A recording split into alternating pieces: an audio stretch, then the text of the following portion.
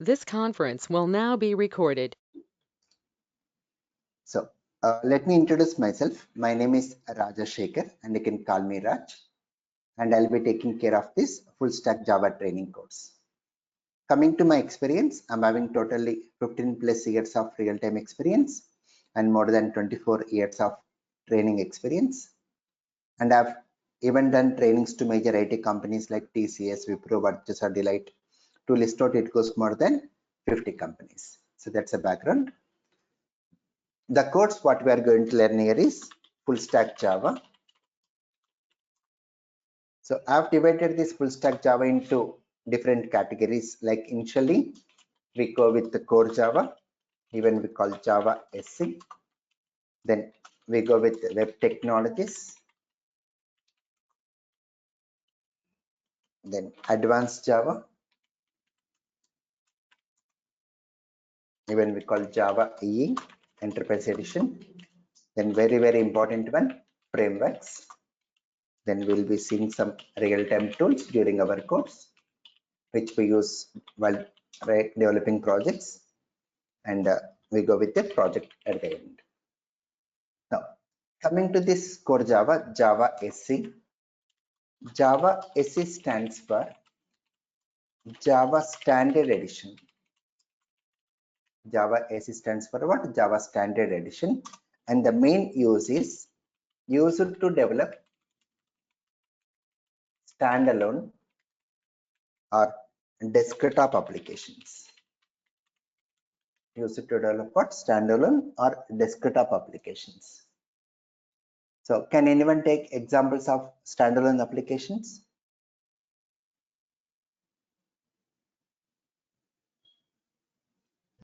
Calculator, MS Office. Right, calculator, MS Office, Paint, Notepad, all these are standalone applications. Once we install on our operating system, we need not connect to other system to run the application. They are independent. That's the reason the name has come standalone applications. And in this, we'll be going with the content like we go with the Java introduction, which I'm going to do in tomorrow's class. Then we discuss Java features. Then we'll be learning about how to download and install Java. How to download and install Java. And we are going to see 16 version. Okay. We'll be developing a Java application at command prompt. So in my case, I'm having Windows operating system. I'll be showing it command prompt, and even I'll be guiding you how to download and install on Mac operating system. Then we'll be learning about download and install Eclipse IDE. So in our course, I'm going to make use of Eclipse IDE.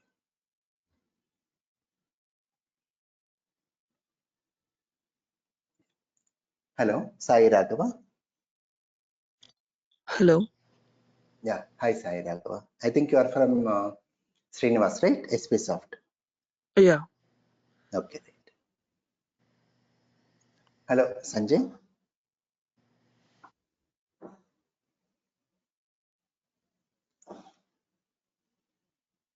Hello, Sanjay.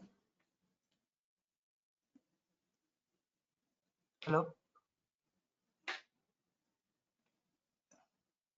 Yeah, Sanjay. Hi, Anne.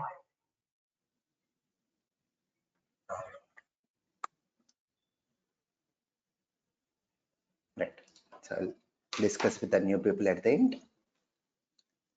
So we'll be learning about how to download and install Eclipse IDE. In our course, I'm going to make use of Eclipse IDE. Then we'll be learning developing a Java application in Eclipse IDE. We'll be learning how to develop a Java application in Eclipse IDE.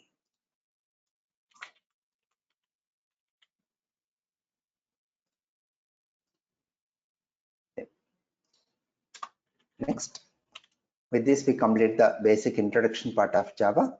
So where we'll be learning about how to develop, what is the need of Java and how to develop application set, command prompt and Eclipse IDE.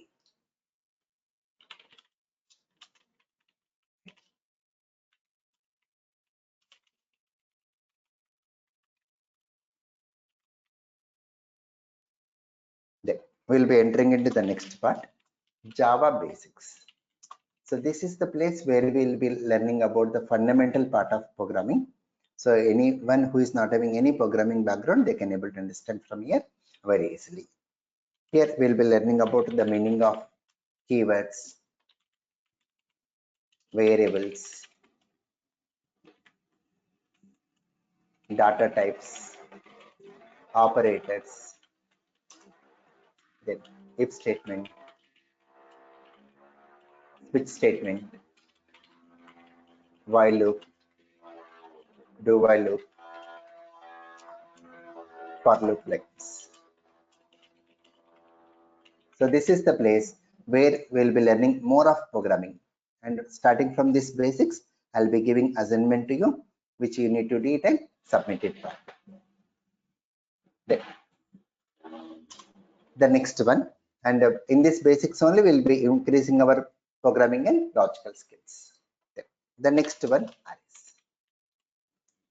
The next one, arrays. So can anyone say what is the use of arrays? What is an array?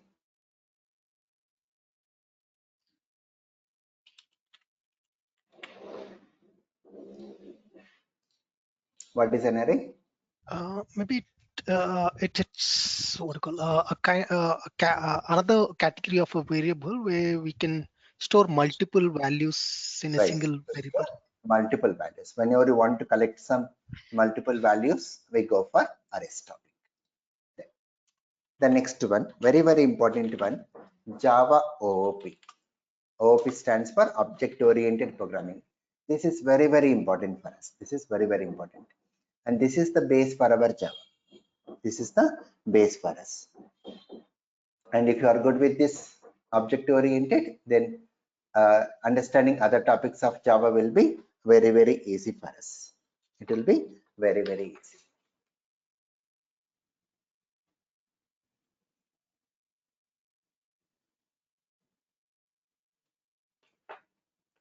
So in this object oriented programming, we will be learning the meaning of objects, classes, then we'll go with the constructors, static keyword,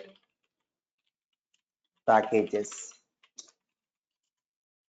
access modifiers,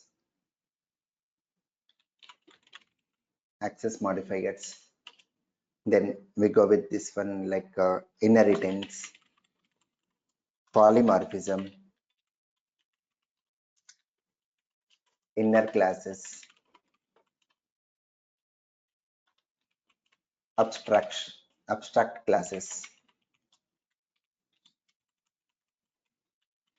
interfaces, like this. So this is very important, and this will take something around 5 to 6 classes for us. That much important it is.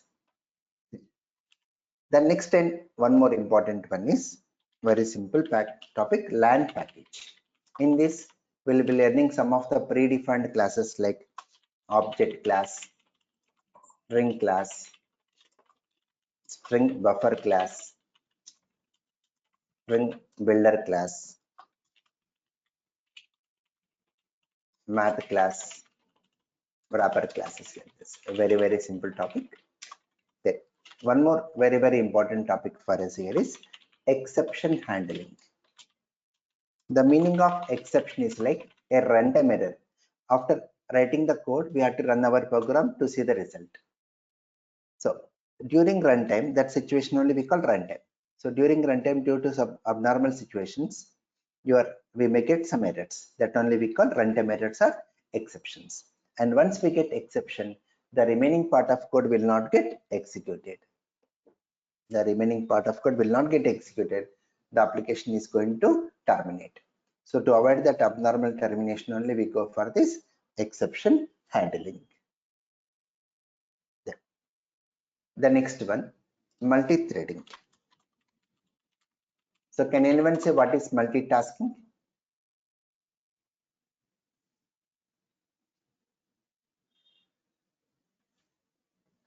To work more than one activity at the same time. Yeah, can you go with examples? Like what I say, like I've opened GoToMeeting now, and in parallel, if I open another application like Notepad or any other applications Very good. Yeah, that's it. simultaneously. So opening multiple applications in our operating system. So in my case, I've opened browser, Notepad, GoToMeeting like this. You are listening to the songs and doing some other work like that. Then what is a thread? The meaning of thread is like it's a task under one process. Like if you take Gmail, the compose windows what you open in Gmail, we can open multiple. Every compose window is a thread. And when you are going with attachments, we can attach multiple files. And every attachment is a thread over here. Every attachment is a then when attachments are going on, we can even type the subject and body of the message. And the advantage of going for multi-threading is to increase performance. Then one more good example is our GoToMeeting only. So in this GoToMeeting, it's a task. I can show my screen. It's a thread. I can record the class. It's a thread. I can speak with you. It's a thread. Like this. One more very important topic, collections. So when you go for arrays, arrays are also used to collect the elements. Collections are also used to collect the elements. The drawback of arrays is like, so when you go for arrays, we have to mention the size, how many elements we want to collect. Like example, if you mention 50, we can collect maximum 50 elements only. We cannot decrease or we cannot increase. So that is a place where we go for collections when you want to collect unlimited collection of elements, not at all fixed size here. Very important.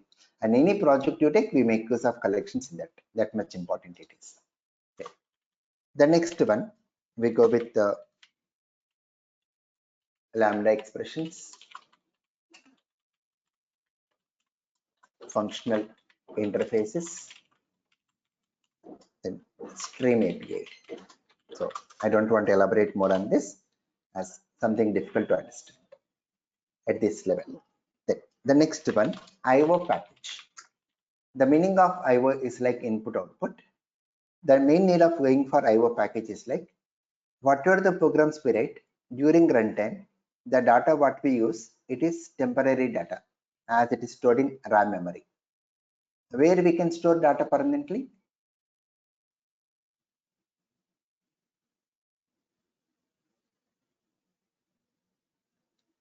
Where we can store data permanently?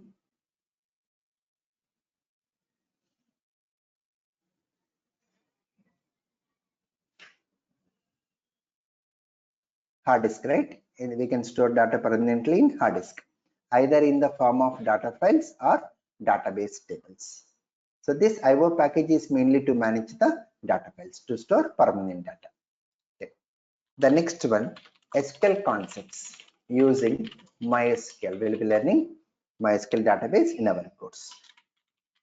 Then the final one, JDBC, Java Database Connectivity. Using this JDBC, we can connect to this MySQL database. Then, so with this, we complete our core Java. So this is very important, and this is the base for our remaining topics. If you are good with core Java, the remaining topics will be very easy for us. So I'm going to make a proper base at this level. The next one, at web technologies, even we call UI design or front-end design. So here we'll be learning the web technologies like HTML, CSS, JavaScript, TypeScript, XML, JSON, Angular. So these are the web technologies what we'll be learning in our course. The next and important one, Advanced Java, Java EE. Java EE stands for Java Enterprise Edition. Java EE stands for what? Java Enterprise Edition. And the main use is used to develop web applications. It's mainly for web applications. The examples of web applications like Gmail, Amazon, Facebook, Flipkart, Make My Trip, Book My Show, all these are web applications. Then here we'll be learning the content like servlets and JSP. JSP stands for Java Server Pages. The next and one more very important one, frameworks. Nowadays, any project you take, we make use of frameworks in that. We make use of frameworks. And here we will be learning two important frameworks. One is Hibernate framework. Then we go with Spring framework. Then, before we go to Spring framework, we will be even learning web services. Web services is not a framework, but I'm going to use this web services concept in Spring. That's the reason we learned web services before. And in this Spring framework, we'll be learning some of the modules like Spring Core or Bean module, Spring DAO module, where DAO is mainly for database connection, data access object, where we go with three submodules like Spring JDBC, Spring ORM, where we integrate with Hibernate. Then we go with the Spring data module. Then we go with next one more very important one, Spring MVC module. This is mainly to develop web applications. It's for web applications. Then we go with Spring REST module. Very important one. Then the next one, we even discuss microservices. Even we go with microservices using Spring Boot. Then, so during our course, we'll be learning some of the real-time tools like JUnit, Maven, GitHub. Then we go with this one like Lombok, like this. Okay. Then finally, we'll be going with a project where we go with the Spring Angular project. So we'll integrate both the things. The front end part is taken by using Angular and the backend is done by using Spring here. Okay. And the total duration of our course goes with maximum 60 hours, maximum. Okay. So it may decrease also, depends on how you take, but maximum within 60 hours only we will be completing. And the time is Monday to Friday. Monday to Friday at 7 p.m. IST. The classes will be Monday to Friday 7 p.m. IST, and the class will go for maximum 1 hour. I never cross 1 hour, so I'll be completing within 1 hour only. Okay, and the class is getting recorded. That recording will be shared to you after the class. Okay, it's a regular and routine process every day. Right. So that's the demo part for today.